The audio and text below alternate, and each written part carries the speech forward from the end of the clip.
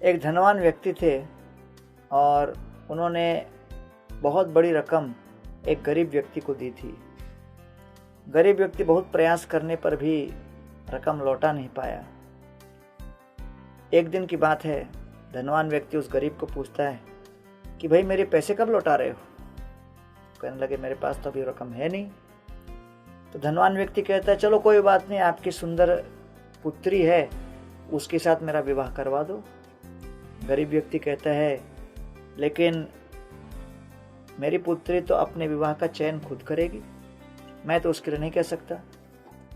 तो धनवान व्यक्ति कहता ठीक है, ऐसा करते हैं, ये थैली है, इसके अंदर 2 पत्थर के टुकड़े रख देंगे, एक सफेद रंग का पत्थर, एक काले रंग का पत्थर।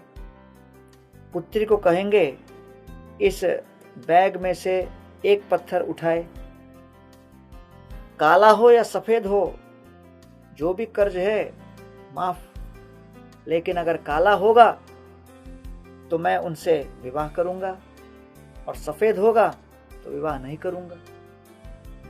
कहा ठीक है। और तभी वो धनवान व्यक्ति अपना हाथ नीचे डालता है और धरती पर कई सफेद और काले वर्ण के बहुत से पत्थर होते हैं। 2 पत्थरों को उठाता है। वो सुंदर युवती देख लेती है कि दोनों काले पत्थर उठाकर अंदर डाल रहा है, ठगने का प्रयास कर रहा है। तो खैर उसको लगा कि अब मेरे पास दूसरा कोई मौका भी नहीं। तो तब वो धनवान व्यक्ति ने उस बैग को उस पुत्री के हाथ में दे दिया और कहा कि उठाओ इसमें से एक पत्थर।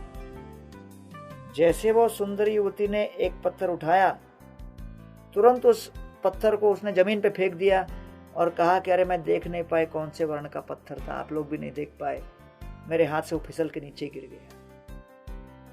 तो कहती है लेकिन दूसरा जो अंदर पत्थर बचा है उसको देख के हम समझ सकते हैं कि जो मेरे हाथ में उठा था वो कौन सा पत्थर था।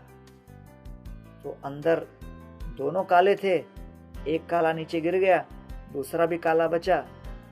तो खैर समझने वाली बात है कि पहले जो मैंने उठाया होगा वो सफेद ही होगा, इसका अर्थ है कि आपके साथ विवाह नहीं करूंगी।